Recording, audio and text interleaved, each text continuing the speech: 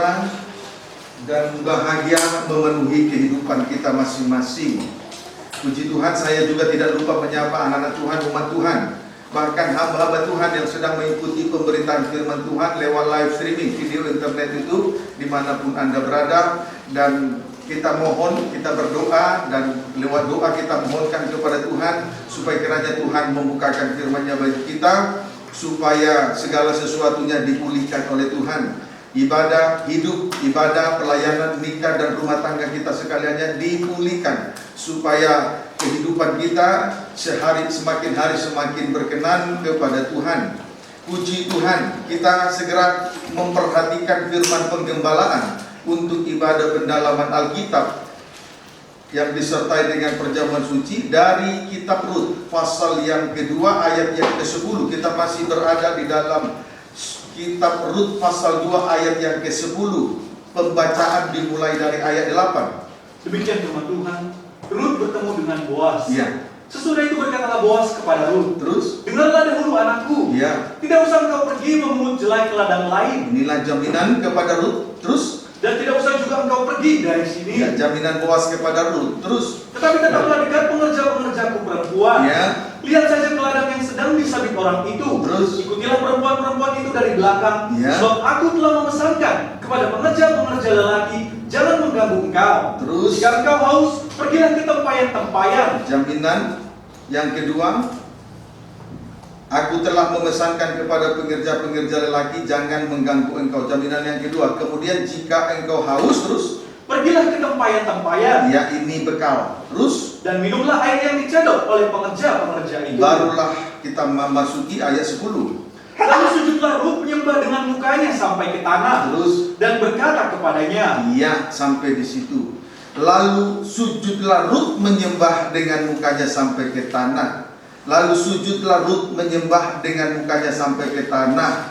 Suatu sikap yang baik ditunjukkan oleh Rut setelah ia mendapat jaminan dan bekal dari Boas, sesuai dengan ayat 8 sampai dengan ayat 9. Lalu sujudlah Rut menyembah dengan mukanya sampai ke tanah. Suatu sikap yang baik ditunjukkan oleh Rut setelah ia mendapat jaminan dan bekal dari Boas pada ayat 8 sampai 9. Haleluya. Sujud menyembah dengan mukanya sampai ke tanah adalah tanda A. Ketundukan Rut, B. Kedewasaan Rut. Sujud menyembah dengan mukanya sampai ke tanah adalah tanda A. Ketundukan Rut, B. Kedewasaan Rut. Pada minggu yang lalu kita telah mendapatkan penjelasan tentang ketundukan Rut, dan kita telah diberkati oleh Tuhan. Puji Tuhan. Haleluya. Dan sekarang tentang kedewasaan Rut. Tentang kedewasaan Rut. Dewasa berarti telah meninggalkan sikap kanak-kanak. Dewasa berarti telah meninggalkan sikap kanak-kanak. Amin. Amin. Puji Tuhan. Biarlah kiranya, saudaraku, semakin hari kita semakin dewasa, semakin bertambah dewasa rohani. Dan kedewasaan rohani ini, saudaraku, akan terus meningkat dengan pertumbuhan rohani yang sehat, yang selanjutnya mengarah kepada Kristus sebagai kepala. Amin, saudaraku. Amin. 1 Korintus 13 ayat 11. 1 Korintus 13 ayat 11.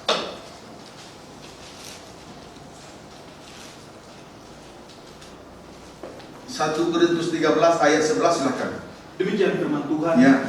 Ketika aku kanak-kanak, Ketika aku kanak-kanak, aku berkata seperti kanak-kanak. ya, Aku merasa seperti kanak-kanak. Terus? Aku berpikir seperti kanak-kanak. ya, Sekarang sesudah aku menjadi dewasa, setelah dewasa berarti kanak-kanak ditinggalkan. Terus, aku meninggalkan sifat kanak-kanak iya, itu. puji Tuhan. Saudaraku, Rasul Paulus berkata, sekarang sesudah aku menjadi dewasa, aku meninggalkan sifat kanak-kanak itu. Puji Tuhan. Tetapi sebelum kita melihat kedewasaan, tingkat kedewasaan rohani yang dimaksud oleh Rasul Paulus, terlebih dahulu kita memperhatikan keadaan seseorang ketika masih kanak-kanak rohani. Keadaan seseorang ketika masih kanak-kanak rohani. 1, berkata-kata seperti kanak-kanak. 2, merasa seperti kanak-kanak. 3, berpikir seperti kanak-kanak. Amin. Amin. Keadaan seseorang ketika masih kanak-kanak rohani. 1. Berkata-kata seperti kanak-kanak. 2. Merasa seperti kanak-kanak. 3. Berpikir seperti kanak-kanak. Sekarang kita akan melihat 3 perkara tersebut. Contoh berkata-kata seperti kanak-kanak. Terlebih dahulu kita melihat contoh berkata-kata seperti kanak-kanak. 1 Korintus 13 ayat 1. Contoh berkata-kata seperti kanak-kanak. Kita akan melihat 3 contoh ini. Terlebih dahulu kita melihat contoh berkata-kata seperti kanak-kanak, yaitu 1 Korintus 13 ayat 1. Demikian firman Tuhan. Ya. Sekalipun aku dapat berkata-kata dengan semua bahasa manusia dapat berkata-kata dengan semua bahasa manusia dan bahasa malaikat. Terus, tetapi jika aku tidak mempunyai kasih, ya, aku sama dengan gong yang berkumandang dan canang yang gemerincing. puji Tuhan. Dapat berkata-kata dengan semua bahasa manusia dan bahasa malaikat. Tetapi jika ia tidak mempunyai kasih, sama dengan gong yang berkumandang dan canang yang gemerincing. Amin. Amin. Mengeluarkan, soreku, canang gong yang berkumandang dan canang yang gemerincing mengeluarkan bunyi suara, tetapi tidak dapat mempengaruhi orang lain. Tidak dapat mempengaruhi orang lain. Inilah yang disebut dengan berkata-kata seperti kanak-kanak. Kalau kanak-kanak berkata-kata, tidak sanggup mempengaruhi orang lain. Amin, saudaraku. Tetapi kalau kita berbicara, berkata-kata dengan arif, dengan bijaksana, dengan penuh kedewasaan, perkataan semacam ini mampu mempengaruhi orang lain. Jadi gong yang berkumandang, canang yang bergemerincing itu, saudaraku, mempunyai suara, bunyi suara, tapi tidak mempengaruhi orang lain. Berarti berkata-kata seperti kanak-kanak. Amin. Amin. Puji Tuhan. Haleluya. 1 Korintus 14 ayat 1-4. Demikian firman Tuhan. Ya, dekat-dekat situ saja. 1 Korintus 14 ayat 1-4. Sekali lagi tentang karunia roh. Perhatikan karunia roh. Kejarlah kasih itu. Kejarlah kasih itu Dan usahakanlah dirimu memperoleh karunia-karunia roh. Usahakan memperoleh karunia-karunia roh. Terus, terutama karunia untuk bernubuat. tetapi terutama itu karunia untuk bernubuat. Terus, Siapa yang berkata-kata dengan bahasa roh, ya, karunia-karunia roh atau bahasa roh. Terus, tidak berkata-kata kepada manusia, ya, tetapi kepada Allah. ya, tidak mempengaruhi orang lain. Terus, Sebab tidak ada seorang pun yang mengerti tidak bahasanya. mengerti bahasa kanak-kanak, tidak dimengerti oleh orang lain. Terus, Oleh roh dia mengucapkan hal-hal yang rahasia. ayat 3. Tetapi siapa yang bernubuat, Ya, siapa yang bernubuat? ia berkata-kata kepada manusia. Berkata-kata kepada sesamanya. Terus, Ia membangun, menasihati, dan menghibur. menghibur sesamanya. Terus, Siapa yang berkata-kata dengan bahasa roh, lebih ditegaskan lagi, karunia-karunia roh atau berkata-kata dengan bahasa roh. Terus, ia membangun dirinya sendiri. dia hanya berkata untuk dirinya sendiri, tidak untuk orang lain. Terus, Tetapi siapa yang bernubuat, siapa yang bernubuat? ia membangun Membangun jemaat. sidang jemaat. Puji Tuhan. Saudaraku, di sini Rasul Paulus mengimbau sidang jemaat di Korintus, kejarlah kasih itu dan berusahalah untuk memperoleh, yaitu karunia-karunia roh, terutama karunia untuk bernubuat. Pesan Rasul Paulus kepada jemaat Korintus yaitu kejarlah kasih itu dan berusahalah untuk memperoleh, yaitu karunia-karunia roh, tetapi yang terutama karunia untuk bernubuat. Puji Tuhan. Tentu Rasul Paulus mempunyai maksud dan tujuan dengan mengatakan terutama karunia untuk bernubuat. Mari kita perhatikan karunia-karunia roh, berarti berkata-kata dengan bahasa roh, tidak berkata-kata kepada manusia tetapi kepada Allah. Ya. Ia tidak berkata-kata kepada manusia tetapi kepada Allah. Namun sayangnya tidak ada seorang pun yang dapat mengerti bahasanya. Namun sayangnya tidak seorang pun yang dapat mengerti bahasanya. Persis seperti gong yang berkumandang dan canang yang gemerincing mengeluarkan bunyi suara, tetapi tidak dapat mempengaruhi orang lain, tidak dapat membangun kehidupan sidang jemaat, tidak dapat membangun kerohanian sidang jemaat. Amin, saudaraku. Puji Tuhan. Kalau kita semua menjadi, kalau kehidupan kita ini, Kalau firman itu dimeteraikan di dalam roh daging, ditukik di hati kita, maka dengan sama dengan berkata-kata dan membangun orang lain, membangun sidang jemaat. Kalau firman itu dimeteraikan oleh Roh Kudus di dalam roh daging, ditukik di hati kita, maka sama dengan membangun sidang jemaat. Kiranya dapat dipahami dengan baik. Amin, saudaraku. Amin. Kemudian, jadi inilah yang disebut berkata-kata seperti kanak-kanak, tidak mampu mempengaruhi, membangun, menghibur, menasihati sidang jemaat. Kiranya dapat dipahami dengan baik. Puji Tuhan, sekarang karunia untuk bernubuat. Ia berkata-kata kepada manusia, berarti membangun, menasihati, dan menghibur sidang jemaat. Amin, saudaraku. Puji Tuhan. Ayat 6 sampai 8. Jadi saudara-saudara, Iya. jika aku datang kepadamu dan berkata-kata dengan bahasa roh, Kita bersyukur, saudaraku, kita boleh senantiasa menikmati firman nubuatan untuk membangun, menasihati, dan mengajar, membangun, menghibur, dan menasihati kehidupan kita, sidang jemaat. Amin, saudaraku. Amin. Puji Tuhan. Haleluya. Haleluya. Puji Tuhan. Kita terus berdoa. Jangan sampai saya dalam hal menyampaikan firman Tuhan seperti berkata-kata seperti kanak-kanak. Tidak, kalau berkata-kata seperti kanak-kanak tidak dapat membangun sidang jemaat, tidak dapat mempengaruhi kerohanian orang lain, tidak dapat membangun rohani orang lain. Sebaliknya merusak. Puji Tuhan. Ayat 6 sampai 8. Jadi saudara-saudara, jika aku datang kepadamu Iya. dan berkata-kata dengan bahasa roh, berkata-kata dengan bahasa roh, karunia-karunia roh, terus apakah gunanya itu bagimu? iya, tidak dapat dimengerti orang lain. Terus Jika aku tidak menyampaikan kepadamu penyataan Allah, Iya. atau pengetahuan, nubuat, penyataan Allah, pengetahuan, atau nubuat, Terus? atau pengajaran, iya, terus sama halnya dengan alat-alat yang tidak berjiwa, iya, terus tetapi yang berbunyi, iya, seperti seruling dan kecapi. misalnya seruling kecapi, terus Bagaimanakah orang dapat mengetahui lagu apakah yang dimainkan seruling atau kecapi, Terus? kalau keduanya tidak mengeluarkan bunyi yang berbeda? ayat 8. Atau jika nafiri tidak mengeluarkan bunyi yang terang, siapakah yang menyiapkan diri untuk berperang? Terima kasih. Haleluya. Berkata-kata dengan bahasa roh atau berkata-kata seperti kanak-kanak berarti tanpa penyataan Allah. Tanpa penyataan Allah sama dengan tidak mengerti tentang hubungan nikah antara Kristus sebagai mempelai pria surga dengan gereja Tuhan sebagai mempelai wanitanya berdasarkan kasih.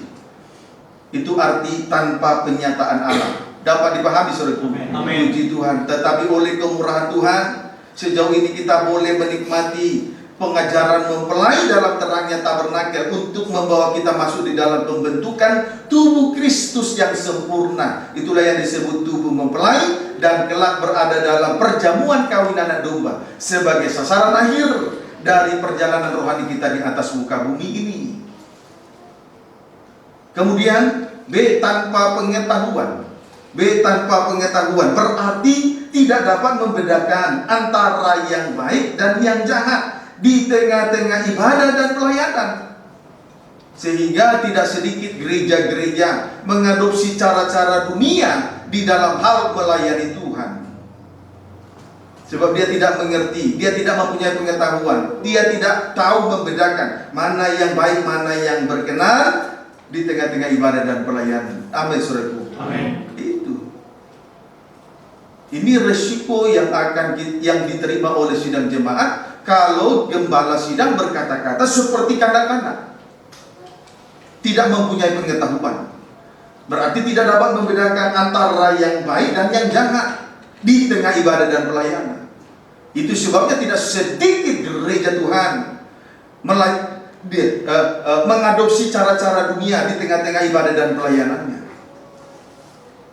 menggunakan trik dan intrik untuk semacam mempengaruhi kejiwaan.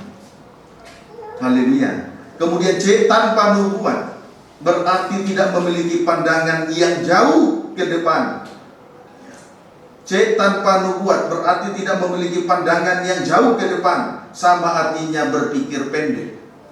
Sama dengan berpikir pendek. kerugiannya mudah putus asa dan kecewa, mudah tersandung bahkan menjadi sandungan. Itu kalau berpikir pendek. Tidak memiliki pandangan nubuatan berarti berpikir pendek. Amin, saudaraku. Kerugiannya mudah putus asa dan kecewa, juga mudah tersandung bahkan menjadi batu sandungan. Hati-hati. Saya tidak sedikit melihat orang yang berpikir pendek. Entah itu orang tua, entah itu anak-anak. Mudah tersandung, mudah kecewa dan bahkan menjadi batu sandungan. Kiranya dapat dipahami dengan baik. D tanpa pengajaran. D tanpa pengajaran berarti tidak mengerti tentang pengajaran firman, yaitu salib yang mendidik kehidupan rohani kita. Amin, saudaraku. Tanpa pengajaran berarti tidak mengerti tentang pengajaran firman, yaitu salib Kristus yang mendidik kehidupan rohani kita masing-masing. Puji Tuhan. Ayo tulus dalam hal segala sesuatu, beri pimpin diri oleh Roh Tuhan. Amin, saudaraku. Amin. Jangan biarkan pikiranmu, hatimu gerilya dalam beribadah dan melayani Tuhan. Puji Tuhan. Pendeknya berkata-kata seperti kanak-kanak, bagaikan seruling dan kecapi, alat-alat yang tidak berjiwa namun mengeluarkan suara. Pendeknya berkata-kata seperti kanak-kanak, bagaikan seruling dan kecapi, yaitu alat-alat yang tidak berjiwa mengeluarkan suara. Orang tidak dapat mengetahui lagu apakah yang dimainkannya kalau tidak mengeluarkan bunyi yang berbeda. Amin, saudaraku. Amin. Puji Tuhan. Demikian juga dengan nafiri. Jika tidak mengeluarkan bunyi yang terang, siapakah yang menyiapkan diri untuk berperang?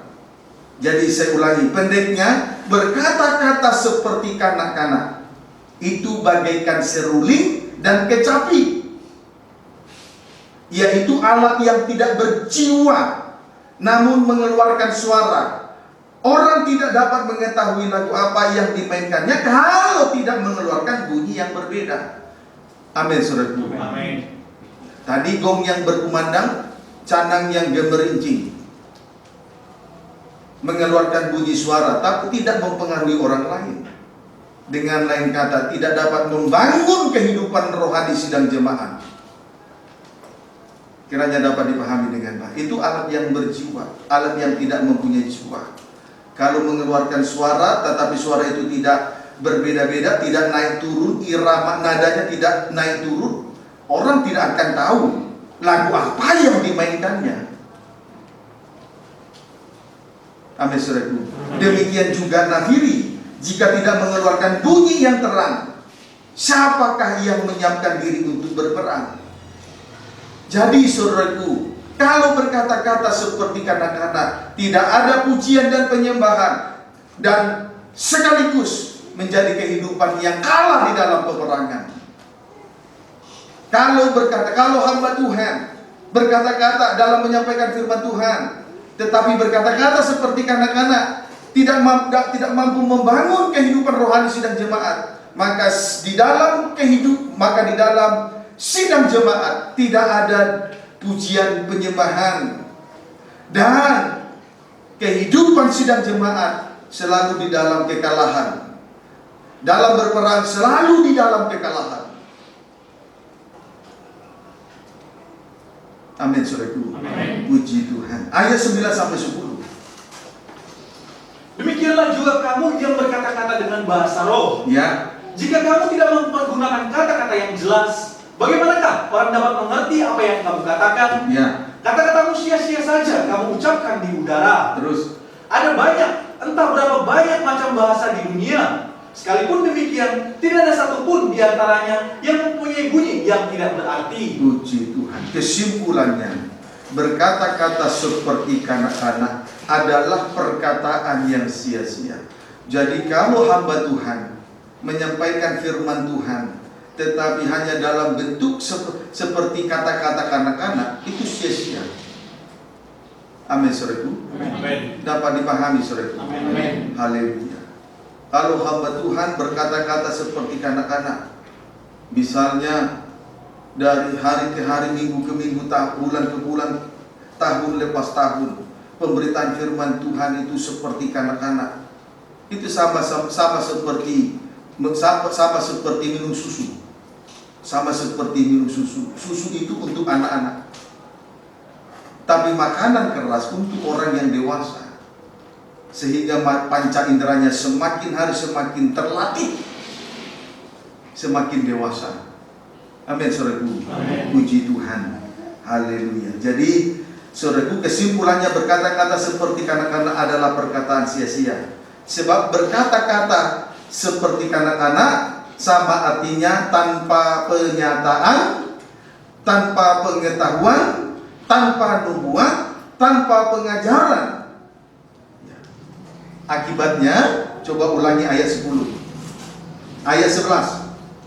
Tetapi jika aku tidak mengetahui arti bahasa itu, Ya. aku menjadi orang asing bagi dia yang mempergunakannya, Ya. dan dia orang asing bagiku. Terus? Demikian pula dengan kamu. Ya, terima kasih. Ayat 11. Jadi, saudaraku, kesimpulannya tadi berkata-kata seperti kanak-kanak adalah perkataan yang sia-sia. Sebab berkata-kata seperti kanak-kanak sama dengan tanpa penyataan, sama dengan tanpa pengetahuan, sama dengan tanpa nubuat, sama dengan tanpa pengajaran. Puji Tuhan, akibatnya kita menjadi orang asing bagi Tuhan, dan Tuhan asing sekali bagi kita. Kanak-kanak tidak mengenal Tuhan. Dan kalau kita tidak mengenal Tuhan, berarti Tuhan asing bagi kita. Sebaliknya, kita asing bagi Tuhan. Mana yang saudara cari? Berkata-kata seperti kanak-kanak atau berkata-kata menyampaikan firman yang sifatnya penyataan Allah, ada pengetahuan, ada nubuat, ada pengajaran. Tapi itu merupakan pemberitaan firman untuk mendewasakan. Tapi kalau berkata-kata seperti kanak-kanak, sama seperti memberi minum susu kepada anak-anak, sehingga kita tidak mengenal Tuhan. Bagi kita Tuhan asing, dan Tuhan asing juga kepada kita. Tuhan asing bagi kita dan kita asing bagi Tuhan. Itu loh resikonya. Maka seharusnya kita bersyukur kepada Tuhan kalau ada perkataan yang mendewasakan, nasihat yang mendewasakan, membangun rohani kita semua. Ada didikan yang mendewasakan, justru kita bersyukur. Kalau saya berkata-kata seperti kanak-kanak, maka saudara sebagai sidang jemaat tidak akan pernah dewasa secara rohani. Sehingga maka kita semua asing bagi Tuhan dan Tuhan asing bagi kita. Kalau Tuhan asing bagi kita, maka yang dekat dengan kita yang tidak hal-hal yang tidak disukai oleh Tuhan. Dapat dipahami, saudara. Puji Tuhan. Tapi banyak di antara kita merasa kita ini dekat dengan Tuhan. Dan Tuhan seperti dekat dengan dia, padahal asing. Saya bertanggung jawab mengatakan itu. Puji Tuhan. Haleluya. Haleluya. Puji Tuhan. Sekarang contoh merasa seperti kanak-kanak. Tadi contoh berkata-kata seperti kanak-kanak, ya. Sekarang contoh merasa seperti tadi, berkata-kata seperti kanak-kanak, merasa seperti kanak-kanak, kemudian berpikir seperti kanak-kanak. Sekarang contoh merasa seperti kanak-kanak. 1 Korintus 13 ayat 2. Demikian firman Tuhan. Ya. Sekalipun aku mempunyai karunia untuk bernubuat, Karunia untuk bernubuat. Terus, dan aku mengetahui segala rahasia, dan memiliki seluruh pengetahuan, kemudian memiliki seluruh pengetahuan, dan sekalipun aku memiliki iman yang sempurna dan untuk memindahkan gunung, memiliki iman yang sempurna mengadakan mujizat, yaitu memindahkan gunung. Terus, tetapi jika aku tidak mempunyai kasih, ya, aku sama sekali tidak berguna. puji Tuhan. Perhatikan, mempunyai karunia untuk bernubuat dan mengetahui segala rahasia surga, serta, ya, saya ulangi ya, mempunyai karunia untuk bernubuat dan mengetahui segala rahasia, serta memiliki seluruh pengetahuan dan memiliki iman yang sempurna untuk memindahkan gunung. Tetapi jika ia tidak mempunyai kasih, ia sama sekali tidak berguna. Paham saudaraku? Amin. Perhatikan ya, mempunyai karunia bernubuat, mengetahui segala rahasia, memiliki seluruh pengetahuan, kemudian memiliki iman yang sempurna untuk memindahkan gunung, mengadakan mukjizat. Tetapi saudaraku, jika ia tidak mempunyai kasih, ia sama sekali tidak berguna. Ia sama sekali tidak berguna, menunjuk kepada orang yang tidak mempunyai perasaan, tidak mempunyai belas kasih. Amin saudaraku. Amin. Jika ia tidak mempunyai kasih, ia sama sekali tidak berguna. Ini menunjuk kepada orang yang tidak mempunyai perasaan, yaitu atau tidak mempunyai belas kasih, sama dengan merasa seperti kanak-kanak. Amin saudaraku. Sama dengan merasa seperti kanak-kanak. Puji Tuhan. Saudaraku, sekalipun saya mempunyai kelebihan, tetapi tidak mempunyai kasih yang berkuasa untuk mengampuni dosa, yang berkuasa untuk mempersatukan dan menyempurnakan, itu sama saja tidak berguna. Rasul Paulus berkata, sama sekali, tetapi jika aku tidak mempunyai kasih, aku sama sekali tidak berguna. Siapa yang tidak berguna? Menunjuk kepada orang yang tidak mempunyai perasaan, tidak mempunyai belas kasih, sama dengan merasa seperti kanak-kanak.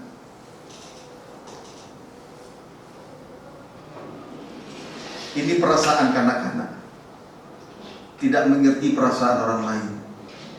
Entahkah itu susah, menderita, sakit, tidak mengerti.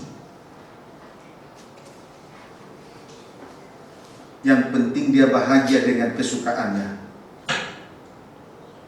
Ini perasaan kanak-kanak. Dapat dipahami saudaraku. Amin. Matius 7 ayat 15. Ini perasaan yang sudah mati. Matius 7 ayat 15. Lihat, kita akan melihat orang melayani Tuhan tapi memiliki perasaan yang sudah mati.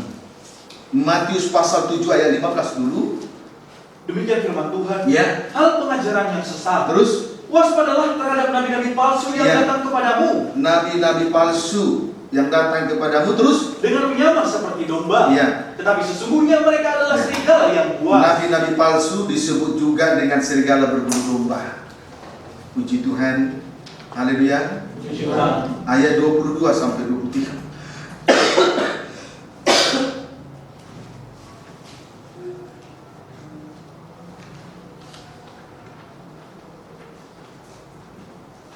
Baca.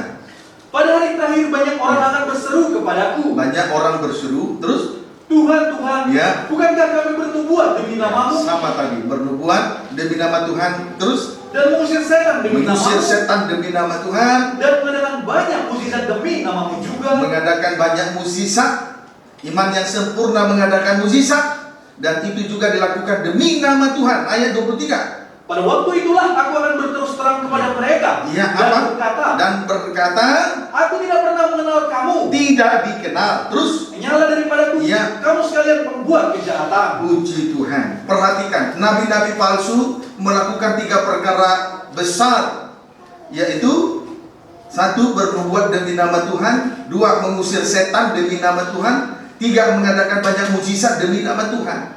Mereka melakukan semuanya itu demi nama Tuhan.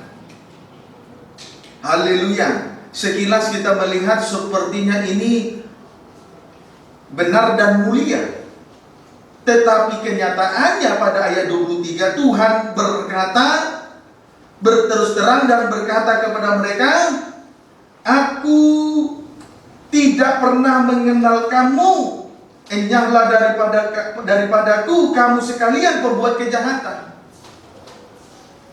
Sekalipun memiliki kelebihan-kelebihan, saudaraku, yang luar biasa, tetapi Tuhan berkata kepada nabi-nabi palsu ini, aku tidak pernah mengenal kamu, enyahlah daripadaku Kamu sekalian pembuat kejahatan.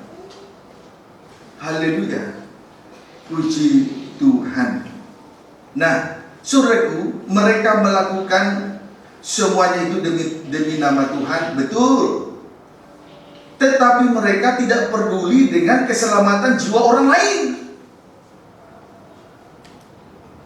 Kalau hamba Tuhan memiliki karunia, memiliki iman yang sempurna untuk memindahkan gunung, untuk mengadakan mukjizat, itu belum menjadi suatu ukuran kalau dia merasakan perasaan orang lain. Halo?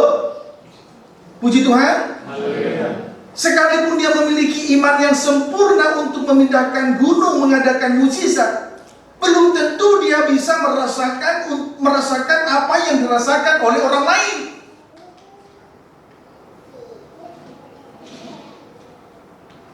Jadi sidang jemaat, bahkan hamba-hamba Tuhan, umat Tuhan dimanapun Anda berada, saudara harus mengerti tentang kebenaran.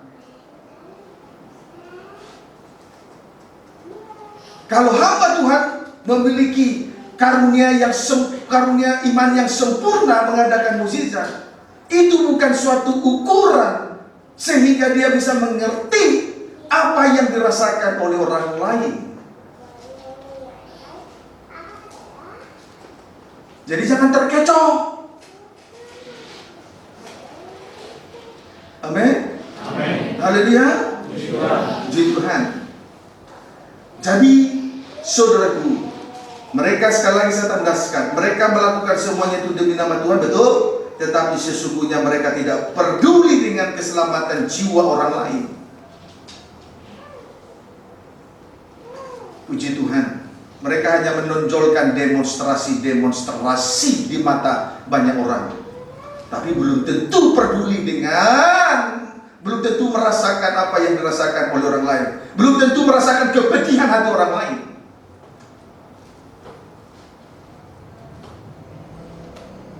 Kita harus semakin dewasa menyikapi kebenaran semacam ini, ya. Haleluya. Puji Tuhan. Ayat 20-21. Jadi dari buahnya lah kamu akan mengenal mereka. Iya, dari buahnya loh saudaraku. Jangan terkecoh. Ayat 21. Bukan setiap orang yang berseru kepadaku, Ya. Tuhan, Tuhan, Kami sudah bernubuat, kami sudah mengusir setan, kami sudah mengadakan banyak mukjizat, terus. akan masuk ke dalam kerajaan sorga. No, terus. Melainkan dia yang melakukan Iya. kehendak Bapa di sorga. Iya. Jadi saudaraku, nabi-nabi palsu melakukan 3 perkara ajaib tadi, tetapi tidak mengajarkan orang lain untuk mendapatkan keselamatan, yaitu melakukan kehendak Bapa yang di surga. Mereka hanya demonstrasi untuk mengadakan mukjizat di depan mata banyak orang. Tetapi nabi-nabi palsu ini tidak mengajarkan sidang jemaat untuk melakukan kehendak Bapa di surga. Tidak mengajarkan sidang jemaat untuk memikul salibnya, menyangkal dirinya dan memikul salibnya. Sama artinya tidak mempunyai perasaan, tidak merasakan apa yang dirasakan oleh orang lain. Apa saudara berpikir dengan adanya mukjizat, lalu perasaan yang pedih ini, kesusahan hati ini bisa terusir begitu saja? Tidak. Tidak. Hanya salib dijual juta yang betul-betul merasakan apa yang saudara rasakan.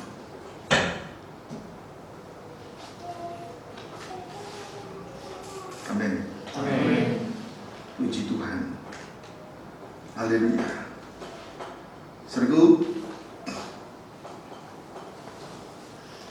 tabir kelam harus terungkap. Amin, sergu. Amin. Jangan kita dibodoh-bodohi. Bandingkan dengan pekerjaan Yesus anak Allah dalam Injil Matius 26.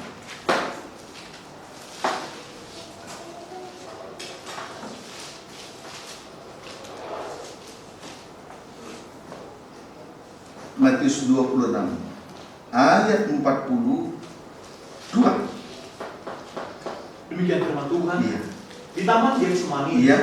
Lalu ia pergi untuk kedua kalinya dan Terus? berdoa, katanya, Iya. "Ya Bapakku, Ya Bapakku, jikalau cawan ini tidak mungkin lalu, cawan ini tidak mungkin lalu kecuali apabila aku meminumnya." apabila aku meminumnya. Kecuali apabila aku meminumnya. Yesus harus minum cawan Allah. Terus Jadilah kehendakmu. jadilah kehendakmu. Yesus harus meminum cawan Allah. Artinya Yesus harus menanggung penderitaan yang tidak harus ia tanggung di atas kayu salib. Sama dengan menanggung dosa manusia. Minum cawan Allah, pendeknya minum cawan Allah. Yesus menanggung dosa manusia di atas kayu salib. Selanjutnya Yesus berkata, jadilah kehendakmu, atau kehendak Allah terlaksana. Jadi kesimpulannya saudaraku, hanya salib Kristus yang mengerti perasaan kita adalah salib Kristus. Jadi yang mengerti tentang kepedihan hati, tentang kesusahan hati, tentang segala pergumulan, kesusahan-kesusahan yang lain, yang mengerti hanyalah salib Kristus. Kehendak Allah. Amin saudaraku. Haleluya. Puji Tuhan. Yang mengerti kesusahan di hati adalah salib Kristus. Yang mengerti kepedihan hati saya dan saudara hanyalah salib Kristus. Puji Tuhan. Kiranya dapat dipahami dengan baik. Amin saudaraku. Amin. Haleluya. Kesimpulannya, Yesus telah melakukan kehendak Allah Bapa di surga, tujuannya untuk menyelamatkan orang berdosa. Kesimpulannya, Yesus peduli dan mengerti orang lain, merasakan apa yang dirasakan oleh orang lain.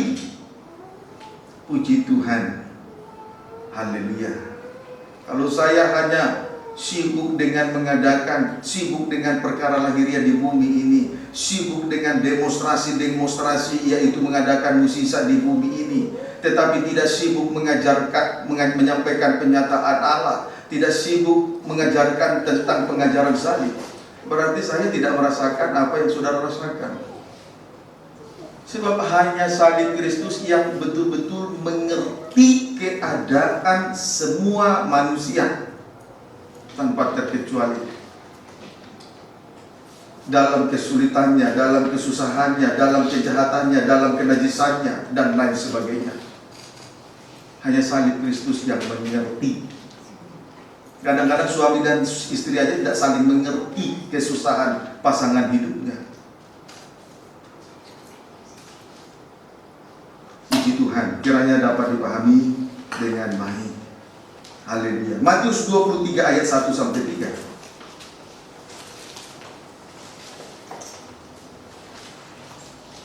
Matius 23 ayat 1 sampai dengan ayat yang ketiga, baca. Demikian firman Tuhan. Ya. Yesus mengecam ahli-ahli Taurat dan Ya. orang-orang Farisi. Terus, Maka berkatalah Yesus kepada orang banyak dan kepada murid-muridnya, katanya, ya. ahli-ahli Taurat dan orang-orang Ahli Farisi Taurat, orang Farisi telah menduduki kursi Musa. telah menduduki kursi Musa. Terus, Sebab itu turutilah dan lakukanlah segala sesuatu yang mereka ajarkan kepadamu. terus, Tetapi janganlah kamu turuti perbuatan-perbuatan mereka, terus, karena mereka mengajarkannya, tetapi tidak melakukannya. Ahli-ahli Taurat dan orang-orang Farisi telah menduduki kursi Musa. Pendeknya menyatakan diri sebagai pemimpin, tetapi mengajarkan kebenaran tetapi tidak melakukannya. Mereka mengajarkan kebenaran tetapi tidak melakukannya. B.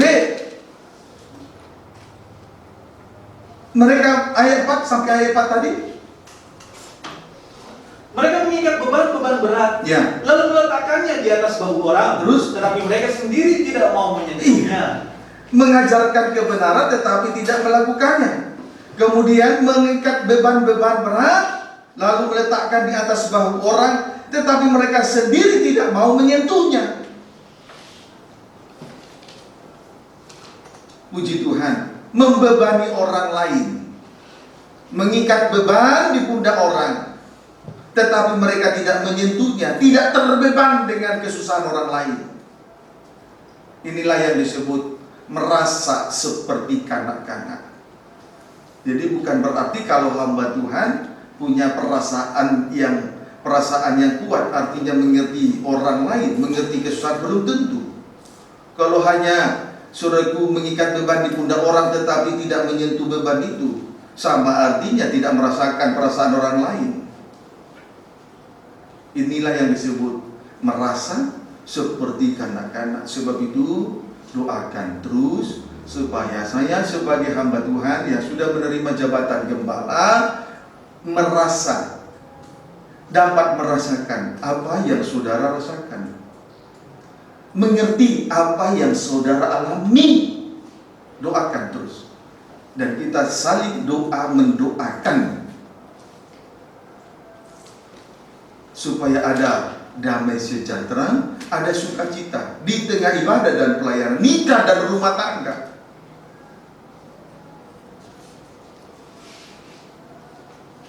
Tidak boleh egois, harus merasakan apa yang dirasakan orang lain.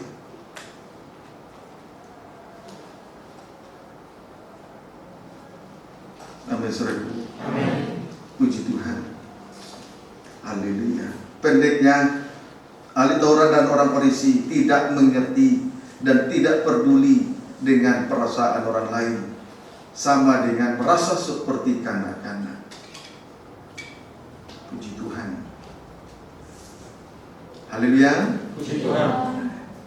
Sekarang kita bandingkan dengan pribadi Rasul Paulus. 1 Korintus 9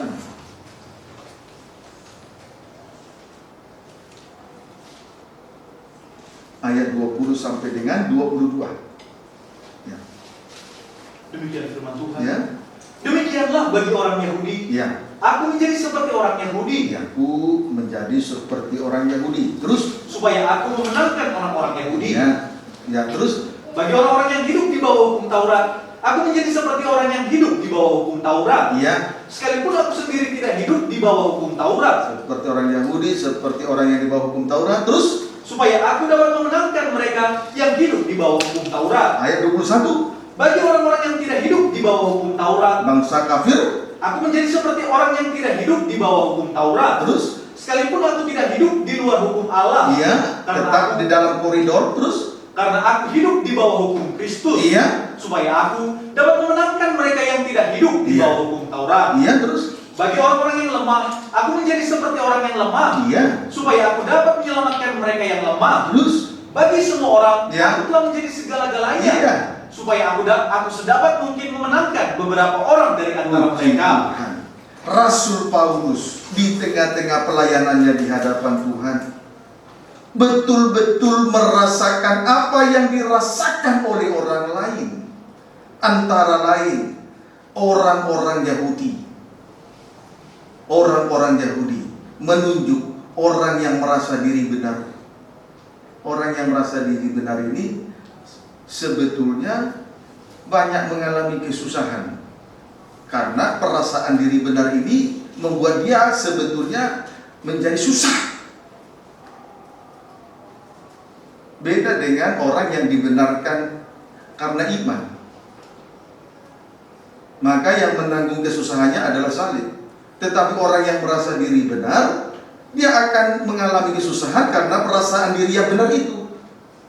Tetapi dalam hal ini pun Rasul Paulus mengerti apa yang dirasakan oleh orang-orang Yahudi, menuju kepada orang-orang yang merasa diri benar, merasa diri layak, merasa diri diakui. Padahal yang benar, orang Yahudi tidak kelihatan keyahudiannya. Itu yang benar, dapat dipahami.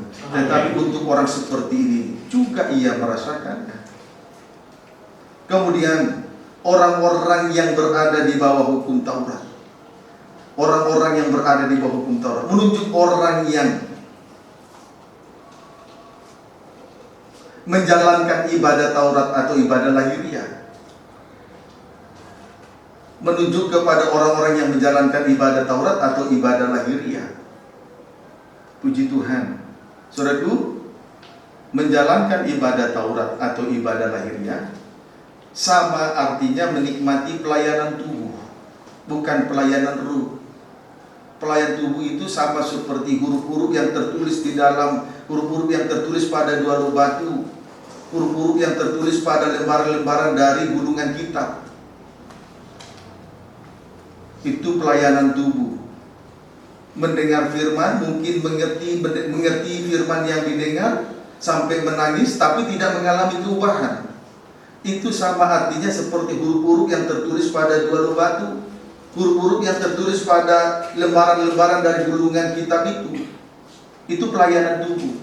Berbanding terbalik dengan pelayanan ruh, di mana firman itu telah dimateraikan oleh Roh Kudus di dalam roh daging, ditukik di hati kita semua. Berarti itu menandakan bahwa dia telah menikmati pelayanan roh. Tetapi pelayanan tubuh sama seperti huruf-huruf yang ditulis pada dua loh batu, huruf-huruf yang ditulis pada lembaran-lembaran dari gulungan kitab itu saja.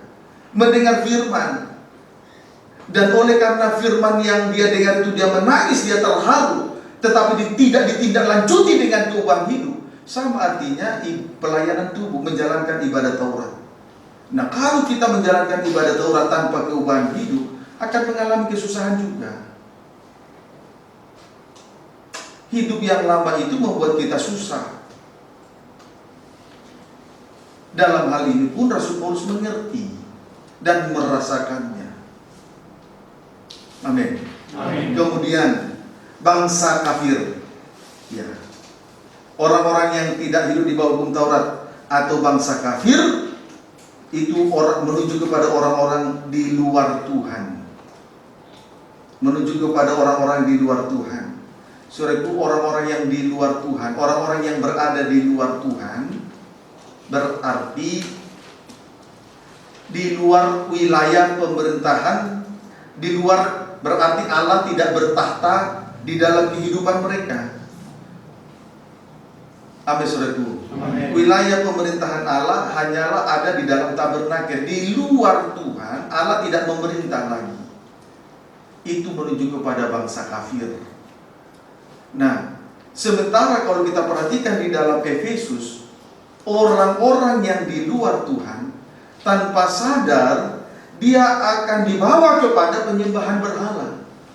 Dan ketika dia hidup di dalam penyembahan berhala, itu dia betul-betul merasakan penderitaan yang hebat. Diperbudak oleh berhala itu sendiri. Dan dalam hal ini pun Rasul Paulus turut merasakannya. Bangsa Israel pernah diperbudak dengan kerja paksa di Mesir. Dan oleh karena kerja paksa ini, mereka berseru, dan seruan itu pun sampai kepada Allah. Dan Allah sangat merasakan apa yang mereka rasakan. Sehingga Tuhan utuslah Musa untuk membebaskan bangsa Israel dari perbudakan itu. Puji Tuhan. Amin, saudaraku. Amin. Itulah bangsa kafir. Tanpa sadar dia sudah ditarik kepada berhala-berhala yang bisu. Dan kalau dia sudah diperbudak oleh berhala itu, di situ dan dia merasakan kesusahan, penderitaan, kesulitan, sengsara, dan lain sebagainya. Kiranya dapat dipahami dengan baik. Beda setelah kita di dalam Tuhan mengerti sekarang. Kita menyembah Tuhan yang hidup, Allah yang hidup. Sehingga kita dilepaskan dari kesusahan. Tapi bangsa kafir tidak. Tanpa sadar mereka ditarik kepada penyembahan berhala. Itulah yang membuat hati mereka susah. Dalam hal ini pun Rasul Paulus sangat mengerti dan peduli. Puji Tuhan. Kemudian kepada orang-orang yang lemah. Orang-orang yang lemah menuju kepada orang yang masih terikat dengan banyak kelemahan, yaitu dosa, kejahatan, dan kenajisannya. Puji Tuhan, dia sangat mengerti ini semua.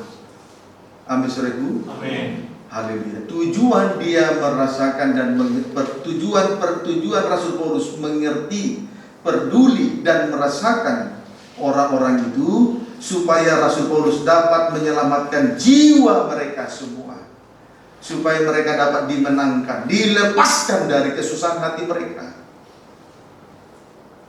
Amin, saudaraku. Amin. Puji Tuhan. Sekarang contoh berpikir seperti kanak-kanak. Contoh berpikir seperti kanak-kanak. 1 Korintus 13 ayat 3.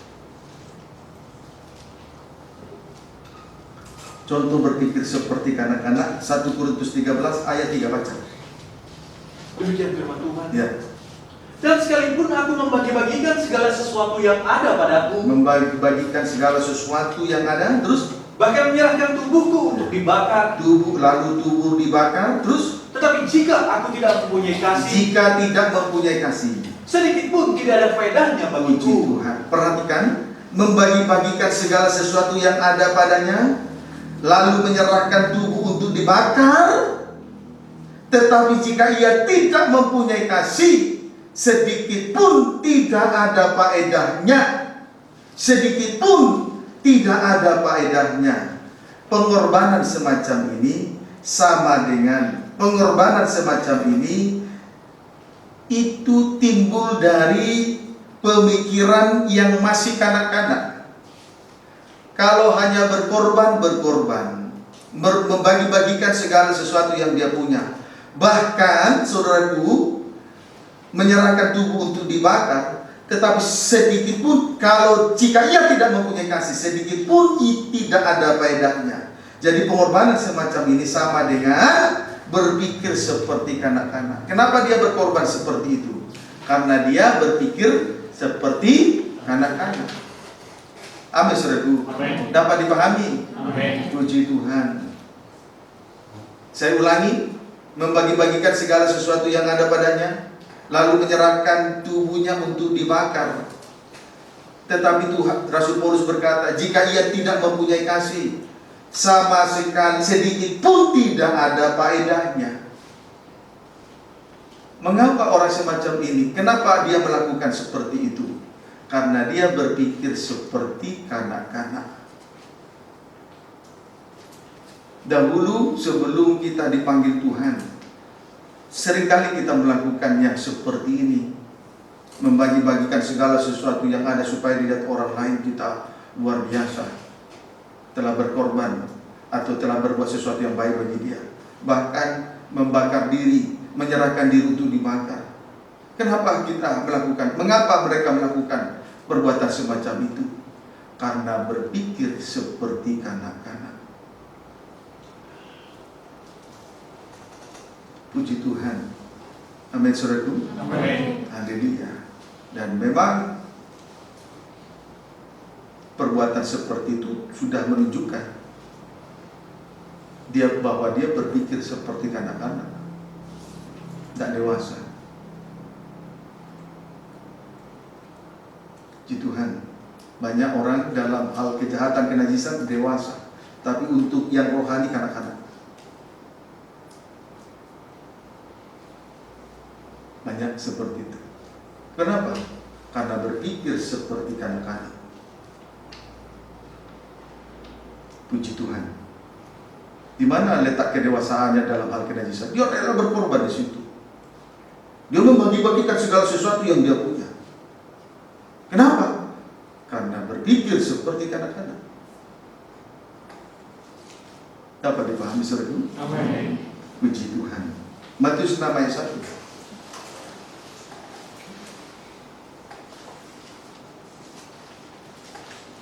Matius 6 ayat 1 terlebih dahulu. Baca. Demikian firman Tuhan. Iya.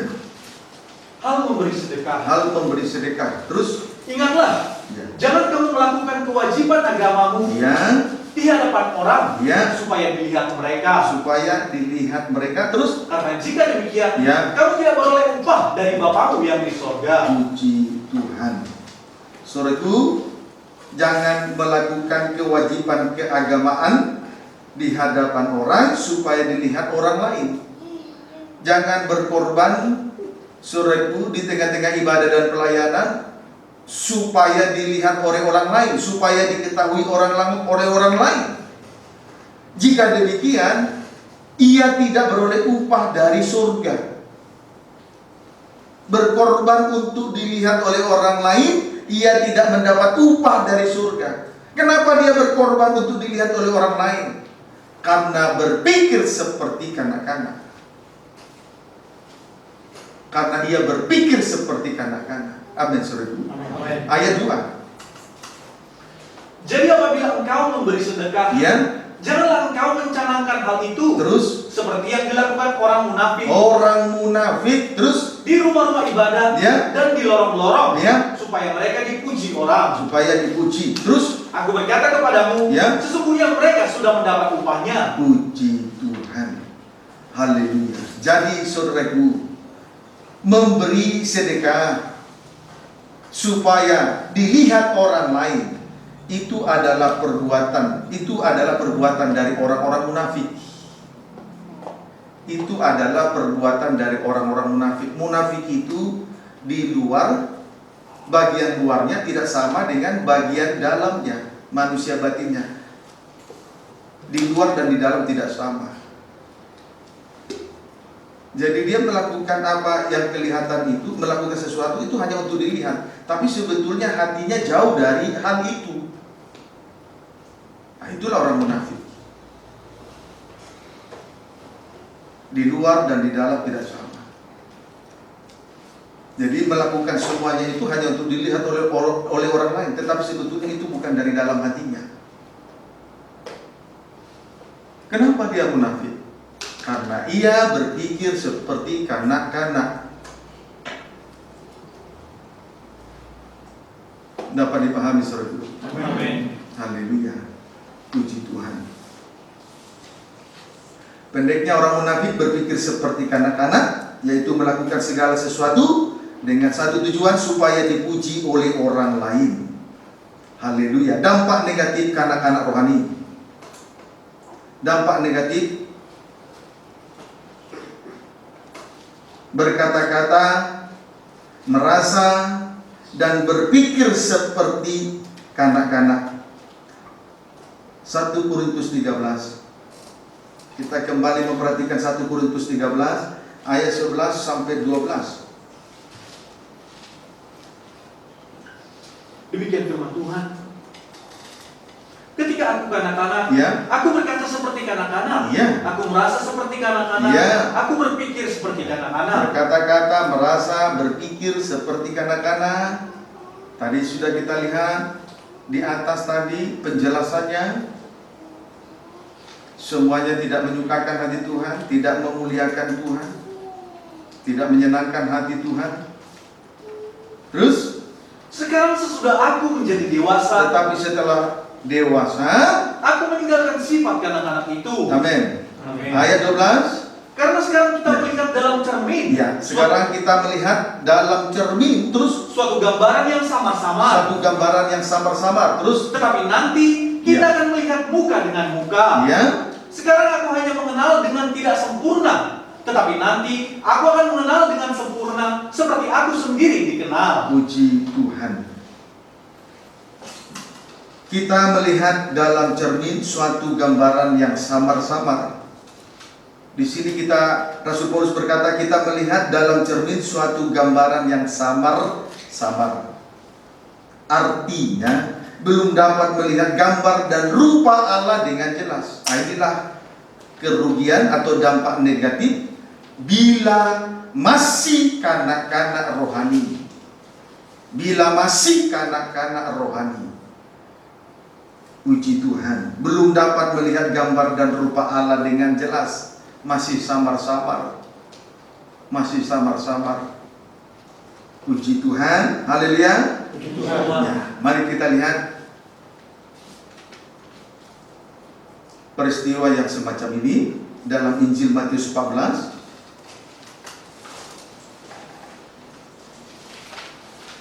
Injil Matius 14 ayat 24 sampai 26.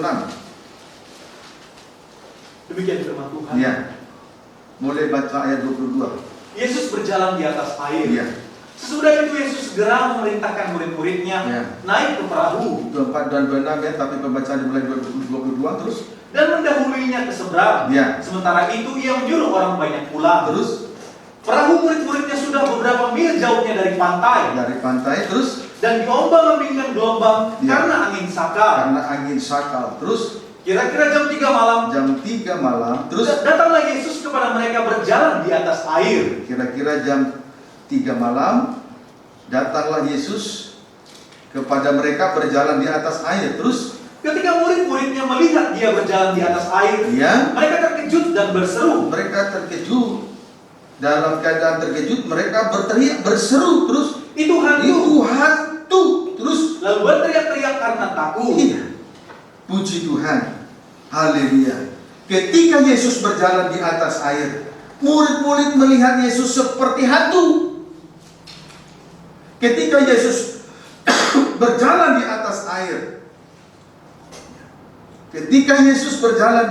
air,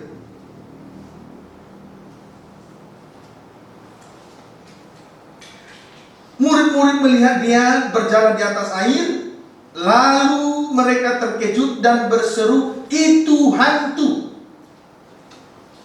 Haleluya, puji Tuhan. Atau ketika Yesus berjalan di atas air, mereka melihat dan mereka berkata, "Itu hantu," lalu berteriak-teriak karena takut. Berkata itu hantu berarti belum mengenal Tuhan dengan sempurna, masih samar-samar.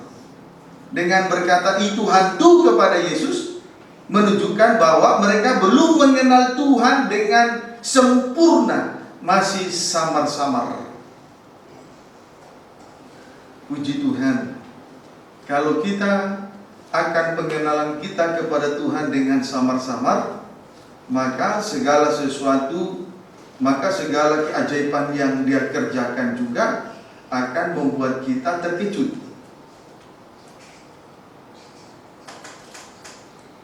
Amin. Akan membuat kita terkejut. Kita tidak dapat memikirkan apa yang Dia kerjakan. Dan itu yang membuat kita terkejut. Puji Tuhan. Dapat dipahami saudaraku. Amin. Haleluya. Saudaraku, Tuhan bukan hantu. Kalau hantu tidak ada wujudnya, tidak ada daging dan tulangnya, tidak ada wujudnya. Amin saudaraku. Itu hantu. Tetapi Yesus yang berjalan di atas air itu adalah Tuhan. Tetapi Yesus yang berjalan itu adalah Tuhan, bukan hantu. Coba lihat dulu ayat 27. Tetapi segera Yesus berkata kepada mereka, "Tenanglah, aku ini, jangan takut." Tetapi segera Yesus berkata kepada mereka, "Tenanglah, aku ini, jangan takut." Yesus bukan hantu. Kalau Tuhan menyatakan suatu keajaiban di mata kita, amin saudaraku. Amin saudaraku. Haleluya. Seringkali ketika Yesus mengadakan mukjizat, keajaiban, kita anggap itu monster, itu hantu. Padahal kita yang merasa ngeri karena kita mengenal Dia masih samar-samar. Dapat dipahami saudaraku. Tapi seandainya kita mengenal Dia dengan pekerjaannya yang ajaib, kita tidak akan berkata bahwa Dia hantu. Tetapi karena kita mengenal Tuhan masih dalam bentuk samar-samar, maka apapun yang diperbuatnya, kita anggap itu hantu, monster.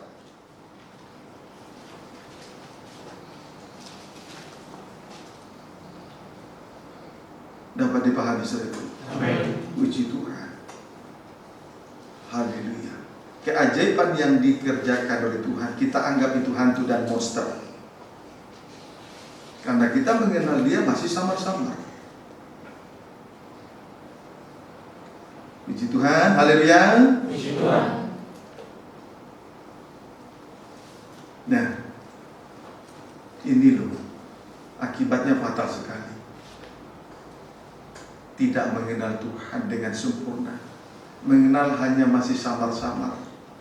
Sehingga ketika dia mengadakan suatu mukjizat di hadapan mata mereka, mereka berkata itu hantu, itu monster. Padahal karena mereka belum hidup di dalamnya, belum mengenal Tuhan dan hidup di dalamnya, kiranya dapat dipahami dengan baik. Amin, saudaraku. Baik. Lanjut ayat 28 sampai dengan 30. Lalu Petrus berseru dan menjawab dia, Ya. Tuhan, apabila engkau itu, suruhlah aku datang kepadamu, Ya. berjalan di atas air. Puji Tuhan. Lalu Petrus berkata, Tuhan, apabila engkau itu, suruhlah aku datang kepadamu, berjalanlah di atas air. Ya. Tuhan, apabila engkau itu, suruhlah aku datang kepadamu, berjalan di atas air. Puji Tuhan. Saudaraku, Petrus ini adalah orang yang awalnya menggebu-gebu. Pengikutannya itu hanya panas-panas sesaat saja. Haleluya. Puji Tuhan. Melihat Yesus berjalan di atas air, dia berkata, Tuhan, apabila engkau itu, suruhlah aku datang kepadamu, berjalan di atas air. Puji Tuhan. Sekarang ayat 29 sampai 30. Kata Yesus, datanglah. Maka Petrus turun dari perahu dan berjalan di atas air mendapatkan Yesus. Terus, Tetapi ketika dirasanya tiupan angin, Iya. takutlah ia dan mulai tenggelam, lalu berteriak, Tuhan, tolonglah aku. iya. Lalu saudaraku Yesus berkata, datanglah. Maka Petrus turun dari perahu dan berjalan di atas air mendapatkan Yesus. Dan akhirnya Petrus berjalan di atas air mendapatkan Yesus. Tetapi ketika dirasanya tiupan angin, takutlah ia dan mulai tenggelam, lalu berteriak, Tuhan, tolonglah aku. Saudaraku, menunjukkan bahwa Simon Petrus masih kanak-kanak rohani. Tadi waktu dia melihat Yesus berjalan, Yesus menyatakan dirinya. Waktu dia melihat Yesus berjalan di atas air dan Yesus menyatakan dirinya kepada murid-murid, Petrus berkata, Tuhan, kalau itu engkau suruh aku datang kepadamu berjalan di atas air. Lalu Tuhan perintahkan dia berjalan di atas air. Tetapi ketika ia dirasakan tiupan angin, takutlah ia dan mulai tenggelam, lalu berteriak, Tuhan, tolonglah aku. Menunjukkan bahwa Simon Petrus masih kanak-kanak rohani. Sekalipun Tuhan menyatakan dirinya, disertai dengan keajaibannya. Jadi betul-betul kanak-kanak rohani ini, saudara, bukan untuk mendewasakan kanak-kanak rohani, bukan mukjizat. Seperti berjalan di atas air itu mukjizat. Untuk mendewasakan kehidupan rohani yang kanak-kanak bukan dengan mukjizat. Di mana Yesus berjalan di atas air itu mukjizat, bukan itu. Kenyataannya ketika dia berjalan di atas air pun sesaat, lalu dia rasakan tiupan angin, dia mulai merasakan tiupan angin, lalu dia takut dan tenggelam. Berarti dia masih kanak-kanak rohani. Dan kanak-kanak rohani tidak bisa didewasakan dengan mukjizat, yaitu berjalan di atas air. Tidak bisa, tidak bisa.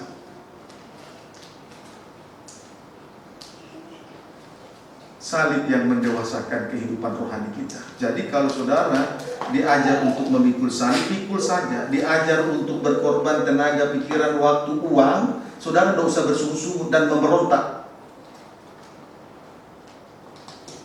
supaya saudara dewasa. Tidak pernah sidang jemaat menjadi dewasa rohani karena mukjizat berjalan di atas air. Sekali lagi saya tandaskan, kalau kita dididik, diajar untuk berkorban tenaga, pikiran, waktu, bahkan materi dan uang, jangan bersungut-sungut, jangan berontak. Hanya itu satu jalan untuk mendewasakan rohanimu.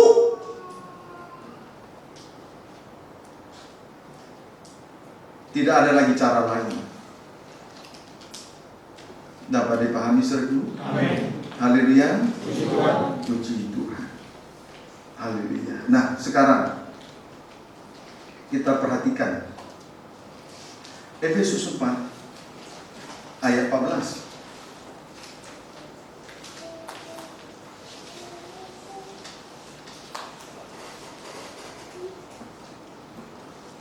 Silakan.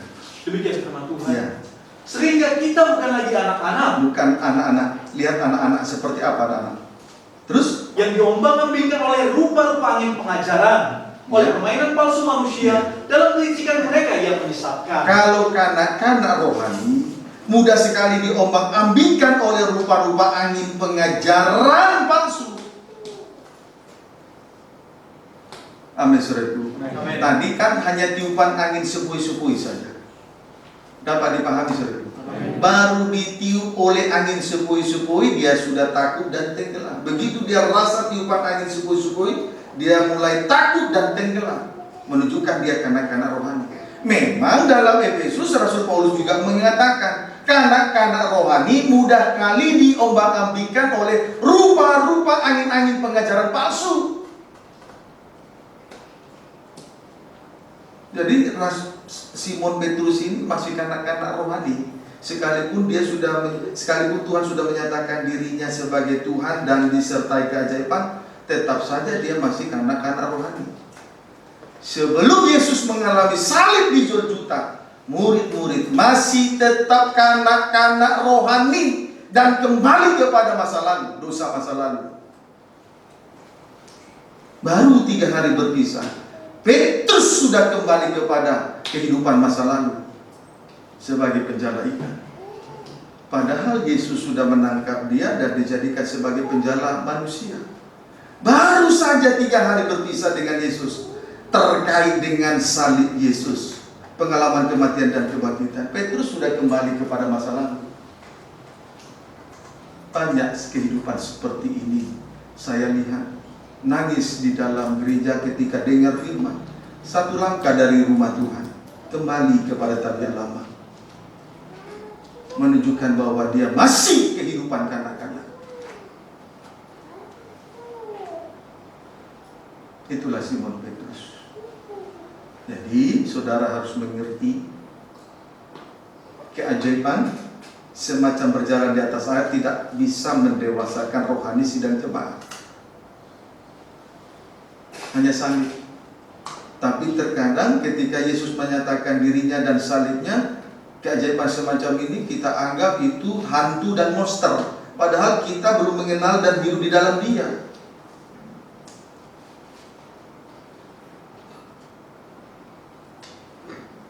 Dapat dipahami saudaraku? Amin. Puji Tuhan. Nah, saudaraku, malam ini kita sudah melihat kehidupan rohani yang masih kanak-kanak. Tetapi jika Tuhan izinkan di minggu yang akan datang, kita akan memperhatikan kedewasaan rohani di mana ia sudah meninggalkan sifat kanak-kanak itu. Doakan supaya Tuhan kembali membukakan firman-Nya untuk kita semua. Amin saudaraku. Amin. Jadi sujud menyembah dengan mukanya sampai ke tanah adalah tanda kedewasaan Rut. Kedewasaan Rut. Kalau kanak-kanak, maka berkata-kata seperti kanak-kanak, merasa seperti kanak-kanak, berpikir seperti kanak-kanak, tidak mengerti isi hati Tuhan, tidak mengerti perasaan yang pilu dari hati Tuhan, tidak mengerti kesusahan orang lain. Itu kadang-kadang tidak mengerti pekerjaan Tuhan, tidak mengerti korban dan lain sebagainya. Menyusahkan saja, menyusahkan saja. Kalau memang ini sedang terjadi di dalam kehidupan kita masing-masing, saya sebagai hamba Tuhan dengan kasih berkata, bertobatlah, supaya jangan engkau melihat salib itu monster hantu. Tuhan Yesus memberkati kita semua. Mari kita bangkit berdiri.